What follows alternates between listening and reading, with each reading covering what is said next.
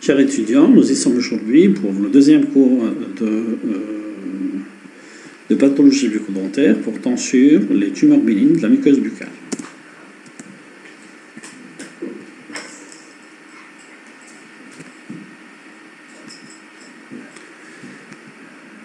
Donc les tumeurs bénignes de la muqueuse buccale sont nombreuses et très variées. Leur incidence est extrêmement variable.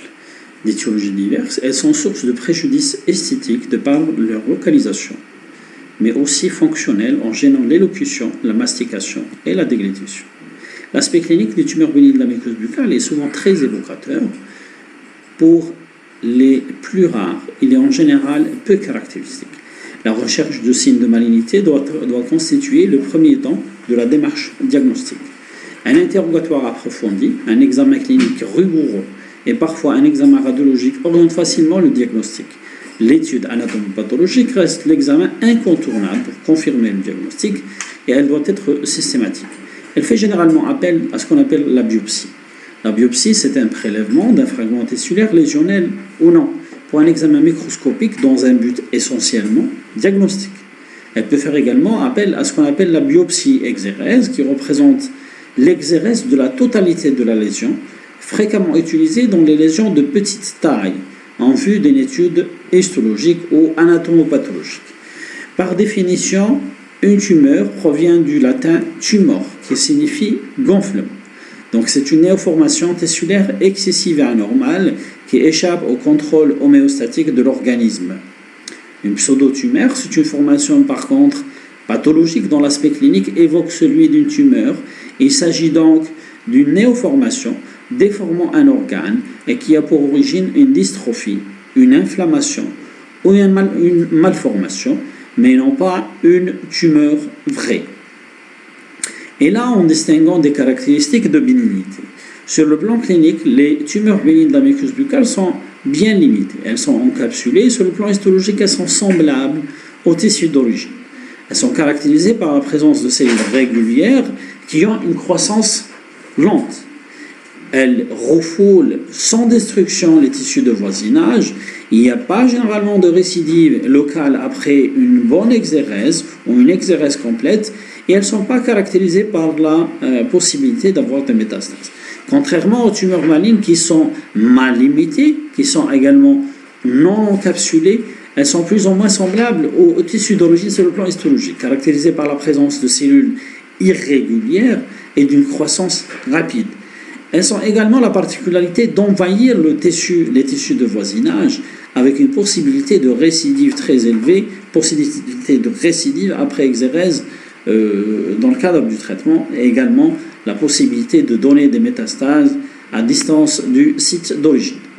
Mais pour mieux comprendre la pathologie de la muqueuse buccale, il faut connaître la composition de la muqueuse buccale. Donc, l'épithélium buccal, la muqueuse buccale est composée d'un épithélium qui se compose de plusieurs couches cellulaires, d'une membrane basale ou d'une jonction épithélio-conjonctive et du chorion, appelé également la lamina propria.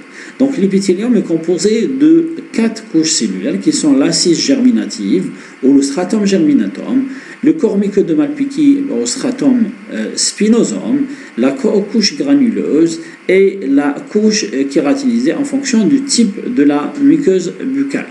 Et là, l'épithélium buccal, généralement, est en renouvellement permanent, c'est ce qu'on appelle le turnover cellulaire. On distingue également la présence de plusieurs types de muqueuses. Nous avons tout d'abord la muqueuse masticatrice, qui est généralement une muqueuse kératinisée, qui participe à la mastication ou qui est généralement en contact avec le bol alimentaire. Nous avons également la muqueuse bordante et la muqueuse spécialisée, dont l'exemple typique est la muqueuse, les papilles gustatives ou la muqueuse linguale, ou les papilles gustatives comportant les papilles gustatives de la langue. Donc, de la tumeur bénigne de la muqueuse buccale, nous distinguons 3 types. Tout d'abord, les pseudotumeurs, ou les pseudotumeurs de la muqueuse buccale. Nous avons les tumeurs bénignes épithéliales et les tumeurs bénignes conjonctives. Tout d'abord, les pseudotumeurs de la muqueuse buccale. Donc, c'est dominée par l'épulis, qui est une pseudotumeur bénigne hyperplasique de la gencive. Donc le terme épulis est issu du grec, grec épi, qui signifie sur, ou lent, qui signifie gencive. Donc c'est une pseudotumeur qui siège au niveau de la gencive et pratiquement au niveau de la gencive marginale. Sur le plan clinique, elle se présente sous une forme bourgeonnante, arrondie ou oblongue, plus ou moins implantée sur la gencive marginale, de consistance homogène, recouverte d'une muqueuse normale, offrant une consistance résistante et élastique. Elle peut également être mamelonnée ou ulcérée, d'un rouge veineux saignant facilement au moindre contact. Sur le plan radiologique, on note l'absence de traduction radiologique. Et là, si la base d'implantation de l'épulis est osseuse, on observe parfois une image d'ostéolyse ou une image d'ossification. L'évolution se fait par l'augmentation de volume et l'épulis peut déplacer ou rendre mobile une ou plusieurs dents. Sur le plan histologique, l'examen distingue plusieurs types d'épulis. Nous avons tout d'abord l'épulis inflammatoire qui correspond histologiquement à un tissu conjonctif très congestif, massivement infiltré de lymphocytes. La deuxième catégorie, c'est l'épulis vasculaire ou angiomateuse, qui a les mêmes caractéristiques histologiques que l'épulis inflammatoire, avec une prédominance d'une composante vasculaire sur le plan microscopique. La troisième entité, c'est l'épulis fibreuse, qui est caractérisée sur le plan clinique par son aspect fibreux et induré, mais sur le plan histologique, quelquefois par la présence d'un infiltrant inflammatoire chronique qui peut contenir souvent des calcifications. L'épulis à la cellule géante, qui est caractérisée également par la présence d'une multitude de cellules géantes multinucléées sur le plan histologique. Et là également, nous distinguons quelques formes particulières des épulis. Nous avons tout d'abord l'épulis gravidique ou angiomatose de la grossesse qui se rencontre chez la femme enceinte et résulte de l'extrême sensibilité de la muqueuse gingivale aux irritations locales. Nous avons également l'épulis granulomateuse ou appelée également granulome post-extractionnel qui apparaît dans l'alvéole d'une dent extraite. Son développement est le plus souvent dû à la présence d'un corps étranger, par exemple un séquestre osseux, du tartre, qui génère une inflammation persistante après extraction. Nous avons également l'épulis congénitale, appelée également tumeur de Newman, qui est le plus souvent unique, parfois multiple, molle, toujours pédiculée, multiloculaire, de quelques millimètres à plusieurs centimètres de diamètre. Et là, la présence de ce type de tumeur peut engager le pronostic vital du patient en engendrant une asphyxie par blocage de l'entrée des voies aérodigestives supérieures. Le traitement des épulis est principalement étiologique, basé sur la prévention ou l'élimination de l'irritation locale qui peut générer une inflammation donnant naissance à ce type à l'épulis. Donc la prévention et l'élimination de l'irritation locale qui reste le facteur principal incriminé. Nous avons également la motivation à l'hygiène bucco-dentaire du patient, la suppression de toute épine irritative et le traitement des maladies parodontales par l'assainissement local, notamment par le détartrage et le curetage. Sur le plan chirurgical, l'exérèse sous anesthésie locale de la totalité de la lésion avec curetage de la zone d'ostéolyse, si elle existe pour éviter une récidive. Parfois, l'extraction de la dent présentant une alvéolyse importante est justifiée, et surtout pour éviter une récidive de l'épulis. La deuxième entité pathologique, c'est la diagnostic. Donc, c'est une pseudotumeur provoquée par des phénomènes de succion ou d'aspiration de la muqueuse buccale à travers un espace existant sur les arcades dentaires par l'absence d'une ou plusieurs dents, de diastème interdentaire, de dents délabrées ou en malposition. Elle siège le plus souvent sur la face interne des joues, des lèvres et sur les bords latéraux de la langue. Cliniquement, elle se manifeste comme un nodule sessile ou pédiculé. Sa surface est régulière, est recouverte pour une muqueuse d'aspect normal, de consistance molle, mais peut devenir ferme et élastique.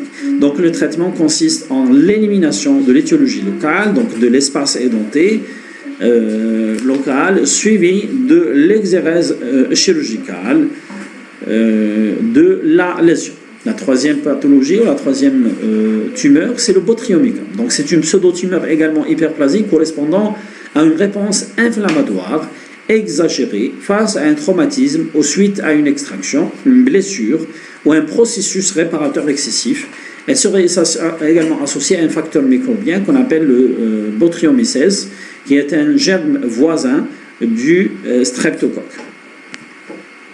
Cliniquement, c'est une pseudotumeur rouge vif, souvent bidiculée ou ulcérée en surface, de croissance molle, friable et saignant facile. Donc le traitement se fait par suppression des facteurs irritatifs locaux associés à l'exérèse chirurgicale. La quatrième entité, c'est le kyste d'éruption, qui est généralement observé chez les jeunes enfants. Il résulte de l'accumulation de liquide kystique dans l'espace sous-gingival entourant la dent en éruption. Donc quand le liquide est mélangé avec du sang, le kyste est assimilé plutôt à un hématome d'éruption et il est décrit également comme étant un hématome de l'éruption.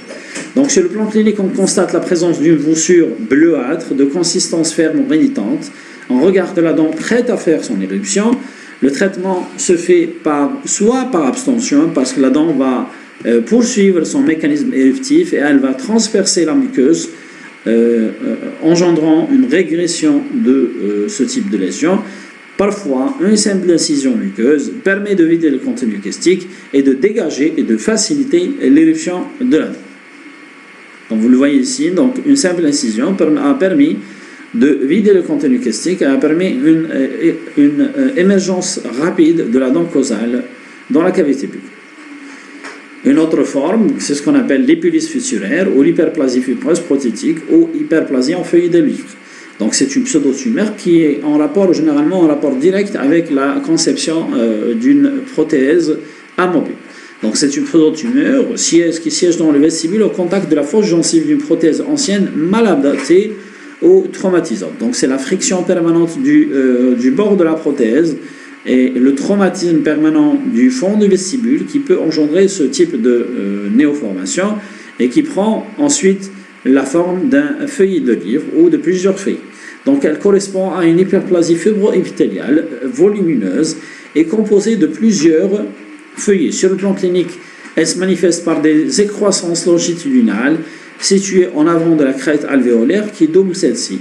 Le plus souvent sessile, revêtue par une muqueuse normale, mais parfois ulcérée.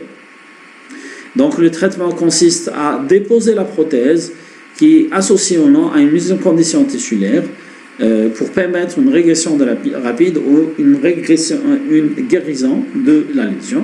Le traitement chirurgical fait appel généralement à l'exérèse chirurgicale après dépose de la prothèse et régression de l'inflammation. Donc là, on doit déposer initialement la prothèse pour permettre et on doit parfois faire une mise en condition tissulaire pour permettre une régression de l'inflammation locale. À l'issue, on peut procéder à l'exérèse chirurgicale, mais tout ça doit se faire après avoir géré et réglé le problème, l'étiologie principale qui est la prothèse mal adaptée. Nous avons également les hypertrophies gingivales qui peuvent être d'origine locale ou générale. Tout d'abord, l'hypertrophie gingivale idiopathique. Donc l'hypertrophie gingivale congénitale, qu'on appelle également l'éléphantiasis des gencives, c'est une maladie héréditaire à transmission autosomique dominante non liée au sexe. Donc elle est caractérisée par une hypertrophie gingivale progressive et l'absence de régression spontanée. Donc là, les anomalies dentaires sont fréquentes, notamment les malpositions. D'autres anomalies peuvent être associées, notamment l'hypertrichose, les fibromes multiples, les anomalies oculaires, auriculaires, nasales et parfois un retard ventral. Souvent, l'hypertrophie idiopathique rentre dans le cadre des atteintes syndromiques. Deuxième entité, c'est l'hypertrophie gingivale en rapport avec le développement dentaire. Donc, elle apparaît au moment de l'éruption dentaire et se caractérise par la formation de contours labiaux et marginaux de la gencive. Nous avons également l'hypertrophie gingivale hormonale qui peut être en rapport avec la puberté, donc elle survient au moment de la puberté en rapport avec un déséquilibre hormonal et prédomine au niveau des zones d'irritation locale. Nous avons également l'hypertrophie gingivale associée à la prise d'oestroprogestatifs qui ont rapport avec l'administration de contraceptifs oraux fortement dosés en progestérone. Et là, une adaptation de la dose du médicament va permettre une régression de l'hypertrophie. Une autre forme d'hypertrophie qui est en rapport avec le déséquilibre hormonal, c'est l'hypertrophie gingivale de la grossesse qui apparaît vers le 2e mois de la grossesse et régresse le plus souvent totalement après l'accouchement. Et là, généralement, l'exérèse est pratiquée exceptionnellement en absence de régression après l'accouchement. L'hypertrophie gingivale peut être également associée à une carence vitaminique, notamment la carence en vitamine C. Elle est secondaire à l'altération des tissus conjonctifs liés à cette carence en vitamine C et elle touche la gencive marginale qui est rouge, bleutée, molle, friable et hémorragique. Un apport généralement supplémentaire en vitamine C permet une régression de cette hypertrophie.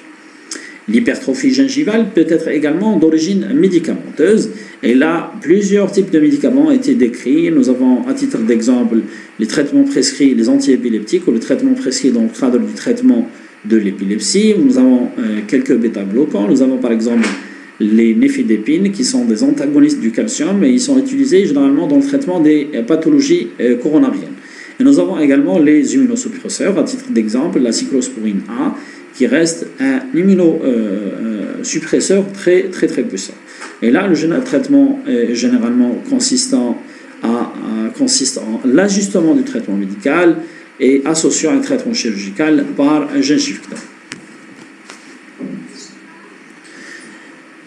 L'hypertrophie gingivale peut être également un signe révélateur des hémopathies. Donc l'hypertrophie gingivale est un signe fréquent des différentes formes de leucémie, surtout dans les formes aiguës.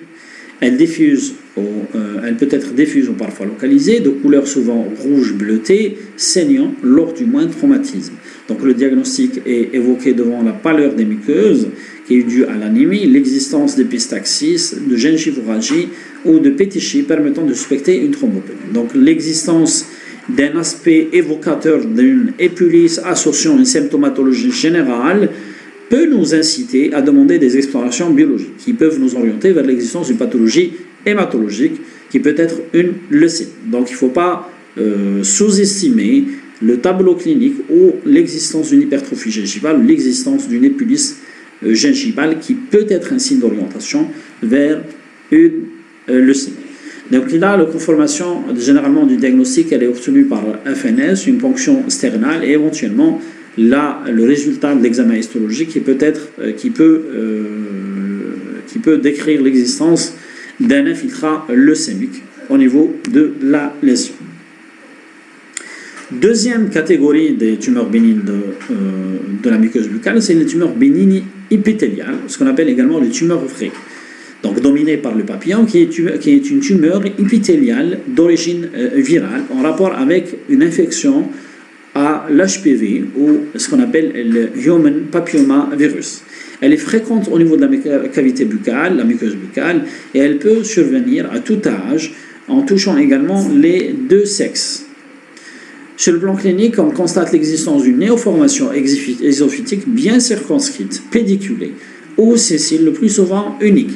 Et là, les nombreuses excroissances confèrent à cette tumeur l'aspect de chou-fleur. Sur le plan histologique, elle est en rapport avec une infection. Sur le plan histologique, elle est en rapport avec le Human Papillomavirus. Et sur le plan traitement, elle nécessite un traitement chirurgical par exérèse. Mais on peut également faire appel appel à la cryothérapie, en laser pour le traitement. Deuxième entité, c'est le papillomatose, c'est la papillomatose orale floride. Donc la lésion est également en rapport avec une infection virale. On retrouve également l'HPV. Elle survient actuellement chez les sujets de plus de 50 ans avec une prédominance féminine et sans relation avec l'intoxication alcoolo-tabagique. Sur le plan clinique, elle est caractérisée par des touffes de fine villosité, plus ou moins allongées, de couleur blanchâtre et parfois rosée, d'aspect également chou-fleur, formant un ou plusieurs placards. Donc le siège de prédilection de cette lésion est la face interne des joues, la langue et les gencives. Sur le plan histologique, on constate trois types en fonction du grade. Nous avons également le grade 1, qui est une papillomatose orale floride classique, c'est une totalement bénigne. Le grade 2, c'est une papillomatose orale floride avec des signes de dysplasie. Et le grade 3, c'est une papillomatose orale floride avec l'existence d'un carcinome in situ. Donc, c'est une papillomatose orale floride qui s'est transformée en cancer, en carcinome de la muqueuse buccale. L'évolution généralement des papillomatoses orales florides se fait vers la malignité qui reste très fréquente, ce qui justifie la réalisation de plusieurs biopsies ou des biopsies multiples de surveillance, ce qui nécessite également l'instauration d'un programme de contrôle répété afin d'anticiper l'apparition de signes de malignité et la transformation maligne. Troisième pathologie, c'est les verrues. Donc les verrues vulgaires sont des tumeurs épithéliales bénignes, contagieuses, dues également à l'HPV. Donc les verrues vulgaires sont fréquentes chez l'enfant et l'adolescent. L'étiologie est le human papillomavirus de type 2 et de type 4 qui peut prendre un caractère éruptif chez les sujets immunodéprimés. Sur le plan clinique, on constate qu'elle présente sous l'aspect d'une tumeur exophytique bien limitée, petite, sessile de coloration blanchâtre et d'aspect en chou-fleur. Elle est unique ou multiple. Elle siège surtout sur les lèvres, le palais, plus rarement en d'autres zones de la cavité buccale. Et là, le verrue vulgaire se retrouve volontiers sur les mains et la face dorsale des doigts. L'auto-inoculation expliquerait la double atteinte cutanée et muqueuse de ce type de lésion. Le traitement généralement fait appel à l'excision chirurgicale, notamment, mais parallèlement, on peut faire appel au laser, la cryothérapie, l'électrochirurgie pour le traitement des verrues, surtout quand ils sont localisés. Quatrième entité, c'est le candylome. Le candylome fait partie des MST ou des maladies sexuellement transmissibles. Il est secondaire à une contamination orogénitale et siège surtout sur la région antérieure de la cavité buccale. Sur le plan éthologique, il est en rapport avec l'infection HPV, notamment le type 6 et 11, est relativement fréquent chez les sujets séropositifs. Le traitement généralement est l'excision chirurgicale, l'électrocautérisation, la cryochirurgie, le laser CO2, mais le taux de récidive de ce type de lésion est très élevé, notamment chez les patients immunodéprimés. La sixième entité, c'est l'hyperplasie de la papille palatine. Donc, sur le plan clinique, cette caractéristique se manifeste par une prolifération réactionnelle ou une inflammation chronique constituée de petites papilles de 1 à 2 mm de diamètre. Se développe le plus souvent sur une fibromuqueuse palatine recouverte par une prothèse adjointe maladaptée. Donc, en fait, c'est la prothèse, l'existence d'une inflammation chronique sous la prothèse qui peut donner naissance à ce type de lésion décrite comme une hypertrophie de la papille palatine. Donc le principal facteur favorisant semble être les candidoses chroniques ou la prolifération du Candida albicans au niveau de la cavité buccale. Elle peut s'observer chez les patients qui n'ont pas de prothèse parallèlement, donc qui ont une infection candidosique chronique qui évolue depuis longtemps, mais avec un palais ogival ou une respiration buccale. Le traitement fait appel principalement à la dépose de la prothèse et le traitement antifongique pour le traitement de la candidose. Et dans ce cas de figure, avec la disparition de la candidose, nous assistons également à une régression de l'hypertrophie.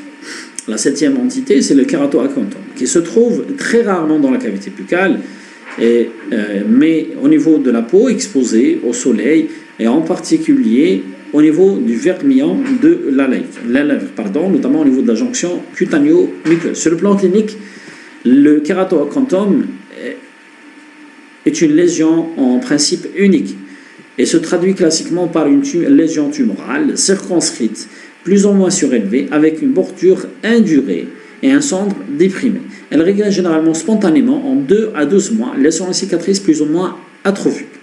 La tumeur ressemble cliniquement et histologiquement à un carcinome épidermoïde, alors que sur le plan histologique, c'est une tumeur totalement bénigne. L'étiologie reste inconnue, mais il semble exister une prédisposition héréditaire et sa fréquence est augmentée chez les sujets immunodéprimés. Et là, les rayons ultraviolets ou l'exposition au soleil ont un effet important sur le développement de ce type de lésion. Le traitement généralement fait dans le cas de ces tumeurs où les keratoacanthome régressent généralement spontanément, mais parfois nous sommes dans l'obligation d'assurer une exération chirurgicale, surtout quand il y a des doléances très importantes de la part du patient. La huitième pathologie, c'est le molluscum contagiosum. Donc, c'est une infection virale en rapport avec le pox virus ovale. Donc, c'est une infection qui reste banale de la peau et des muqueuses qui affecte généralement les enfants, mais elle fait également partie des MST, qui est fréquente chez les patients immunodéprimés. Les MST, c'est les maladies sexuellement transmissibles. Donc, sur le plan clinique, c'est une tumeur sessile de 1 à 4 mm de diamètre à surface lisse. Elle peut intéresser les muqueuses des joues et du palais. La neuvième entité, c'est l'épithélium calcifié de Malherbe ou le pilomatrixome, qui est une tumeur bénigne qui se présente surtout chez les enfants et les jeunes adultes comme un nodule asymptomatique unique, solide, de consistance pierreuse, qui a progressivement augmenté de volume pendant plusieurs mois ou plusieurs années. Le traitement est l'exération chirurgicale complète, mais parfois nous assistons à des cas de récidive en cas de résection incomplète. La deuxième entité, c'est les nevus. Les névis cellulaires pigmentés sont des anomalies de développement des mélanoblastes de la crête neurale. Ils s'observent habituellement sur la peau et rarement sur la muqueuse buccale. Ce sont des amas de cellules néviques siégeant dans le derme, l'épiderme ou les deux. Il peut être contagieux ou acquis. 4 types ont été décrits dans la cavité buccale, notamment les névis intramuqueux, jonctionnels, composés et bleus. Nous allons voir maintenant la troisième catégorie des tumeurs bénignes de la muqueuse buccale, qui sont les tumeurs bénignes conjonctives. Tout d'abord le fibrome, qui sont des proliférations, les fibromes qui sont des proliférations tumorales bénignes des cellules et des fibres conjonctives dont l'étiologie est le plus souvent d'origine irritative ou traumatique. Le fibrome siège le plus souvent sur la muqueuse jugale, les lèvres, la langue et parfois le palais. Sur le plan clinique, il se manifeste par des lésions nodulaires, fermes bien limitées, indolores, pédiculées ou sessiles, recouvertes par une muqueuse lisse et discrètement kératosique, unique de quelques centimètres de diamètre à croissance très lente. Le traitement est l'exérèse chirurgicale. La deuxième entité, c'est les lipomes. C'est des tumeurs du tissu adipeux, assez rares au niveau de la cavité buccale. Les localisations préférentielles sont les joues, le plancher, la langue, les lèvres et les gencives. L'éthiopathogénie est méconnue, généralement méconnue. Des facteurs familiaux, hormonaux et traumatiques ont été invoqués et les sujets obèses sont le plus souvent atteints. Sur le plan clinique, ce sont des tumeurs sous-muqueuses bien limitées, indolores, ovalaires et le plus souvent sessiles, souvent uniques de consistance molle et à surface lisse. Leur coloration jaunâtre caractéristique est souvent bien visible. Le traitement fait appel à l'exérèse chirurgicale. La troisième famille, c'est les tumeurs vasculaires, et les angiomes, dans lesquels les angiomes constituent un groupe hétérogène d'affections vasculaires, le plus souvent congénitales, et de survenue précoce. La classification des angiomes distingue les angiomes hémangiomes et les malformations vasculaires. Tout d'abord, l'hémangiome ou l'angiome immature ou l'hémangiome du nourrisson. C'est une tumeur bénigne fréquente du jeune qui est visible ou non à la naissance, se développe dans les premiers mois de la vie, puis régresse lentement entre la première et la 10e année, selon le cas. Sur le plan clinique, elle a un signe caractéristique qui est la présence, la disparition de la couleur à la vitréfication, avec une autre spécificité, c'est la sensation de battement ou la sensation de thrill quand on fait la palpation de la lésion. Selon que l'atteinte soit superficielle, profonde ou mixte, on distingue les angiomes tubéreux profonds et les angiomes mixtes. Le traitement fait, dans le cadre du traitement, l'attente de l'involution habituellement spontanée de ces tumeurs est justifiée pour les lésions de petite taille. La chirurgie peut être par contre indiquée pour des raisons vitales, fonctionnelles, esthétiques et psychologiques. L'angioplan, par contre, présente dès la naissance sous forme d'une nappe plane rouge. Il subsiste toute la vie. Et les angiomes muqueux peuvent être volatilisés avec l'utilisation du laser CO2, les injections sclérosantes ou la cryothérapie. L'angiome veineux, qui est une malformation infiltrante qui s'aggrave peu à peu et augmente avec l'âge. Les lésions muqueuses sont bleues, molles, dépressibles, froides, qui déforment la langue, les joues, le voile du palais. Elles gonflent en position d'équilibre et à l'effort, et là, aucun trill et souffle n'est retrouvé. Des calcifications intralésionnelles type phlébite sont parfois également retrouvées dans ces lésions. La dernière entité, c'est l'emphangiome, qui se manifeste par une tuméfaction mal limitée, molle, non augmentée par le décubitus, caractérisée par la présence de vésicules translucides de coloration normale ou gris jaunâtre, posées sur la muqueuse, donnant un aspect de frais de grenouille. La deuxième entité, c'est le tumeur musculaire, donc dans le léomiome, qui est une tumeur bénigne rare, développée à partir des muscles lisses. Sur le plan clinique, c'est une tumeur indolore, ferme, bien définie, de coloration normale ou rougeâtre, mobile et plutôt molle à la palpation. Le plus souvent, elle siège au niveau de la langue parce qu'elle est dominée par la présence de plusieurs muscles, et également sur la muqueuse jugale, le palais et la lèvre inférieure. Le traitement est chirurgical par exérèse. Le rhabdomyome, qui reste rare, c'est une tumeur qui est développée aux dépens de tissus musculaires striés. Sur le plan clinique, elle est sous-muqueuse, ferme, bien limitée et encapsulée. Elle reste indolore à la palpation, souvent sessile et recouverte par une muqueuse saine. Le traitement fait appel à l'exérèse chirurgicale. La quatrième entité, c'est les tumeurs nerveuses, dominée par le neurofibrome, qui est une tumeur bénigne d'origine nerveuse, en rapport avec les cellules de Schwann et les cellules périneurales. Elle est assez rare dans la bouche, où il peut se présenter sous les formes d'une tumeur solidaire ou d'atteintes multiples dans le cadre de la neurofibromatose de Van Recklinghausen. Donc le schwannome, qui est une tumeur bénigne rare dérivant des cellules de Schwann. Ils surviennent à tout âge. La localisation peut être unique ou multiple, qui surviennent rarement dans le cadre de la maladie de Van Recklinghausen. Le névrome traumatique, qui est une prolifération réactionnelle des fibres nerveuses et des tissus qui les entourent, secondaire à une lésion ou à une section d'un faisceau nerveux. Et donc là, le contexte traumatique est très important dans la naissance de ce type de tumeur. Elle est souvent localisée dans la région du trou mentonnier, sur la lèvre inférieure et sur la langue. Le myéloblastome à cellules granulome ou la tumeur d'Abrikosov, qui est une tumeur bénigne d'histogénèse incertaine.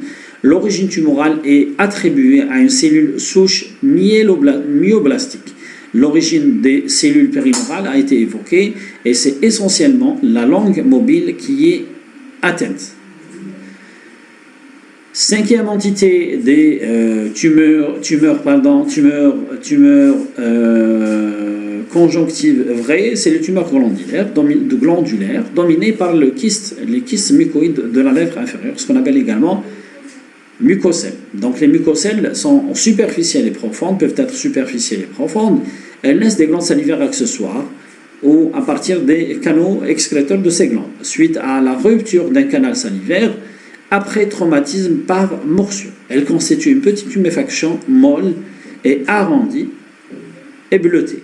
L'évolution est cyclique. Après avoir augmenté progressivement de volume, elle se perce, laissant échapper son contenu pour se reformer à nouveau. Donc le traitement est chirurgical par excision.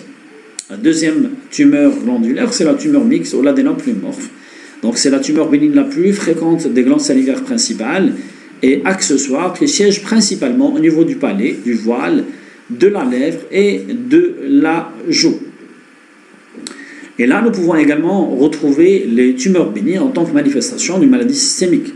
À titre d'exemple, l'amylose, qui est une maladie métabolique rare, qui est caractérisée par des dépôts extracellulaires d'une substance protéique fibrillaire qui est l'amyloïde. Elle provoque, au niveau de la muqueuse buccale, l'apparition de nodules rouges jaunâtres. La deuxième entité pathologique, c'est la sarcoïdose ou la maladie de Bosnier-Boeck-Schumann. C'est une granulomatose systémique qui affecte les poumons, les ganglions, la rate, le foie et le système nerveux central. Les glandes salivaires, les os et la cavité buccale peuvent également être touchées. Elle touche le plus souvent la femme entre 20 et 50 ans. Sa cause exacte reste inconnue. Lorsqu'elle est atteinte, la muqueuse présente des lésions sous forme de nodules rouges sombres de taille variable qui peuvent s'ulcérer. Et là, dans le cadre de la sarcoïdose, sur le plan histologique, elle est dominée par la présence d'une nécrose casieuse non granulomateuse. La troisième pathologie, c'est l'hyperplasie épithéliale focale ou la maladie de Hecke qui atteint souvent les Esquimaux, les Indiens d'Amérique du Nord et les Sud-Africains. Donc l'étiologie principale est une infection au human papillomavirus type 13 et 32. Cliniquement, il s'agit de papules ou de nodules de 1 à 10 mm de diamètre, multiples, indolores, sessiles, de consistance molle ou fibreuse, légèrement surélevées. Ces lésions sont de coloration blanchâtre ou rosée et de surface lisse. Les enfants sont les plus atteints, le plus souvent au niveau de la cavité, au niveau de la lèvre inférieure. Et là, le traitement chirurgical fait appel à l'exéra chirurgical, la cryothérapie, l'électrochirurgie et les attouchements à l'acide chloracétique à 30%. Et enfin, le laser également peut être utilisé. La régression spontanée de ce type de lésion a été décrite. Donc, en conclusion, on peut dire que les tumeurs bénignes de la muqueuse buccale sont extrêmement variées de par leur aspect, mais également de par leur siège et étiologie. Elles sont souvent sans gravité. Elles peuvent cependant entraîner une gêne fonctionnelle ou un préjudice esthétique constituant d'ailleurs les principaux motifs de consultation. Le traitement est essentiellement chirurgical et consiste en l'exérèse de la totalité de la lésion, même si la clinique est très évocatrice pour certaines d'entre elles. C'est l'examen histologique qui reste l'examen incontournable pour confirmer ou infirmer le diagnostic d'une tumeur bénigne de la muqueuse buccale. Merci pour votre attention.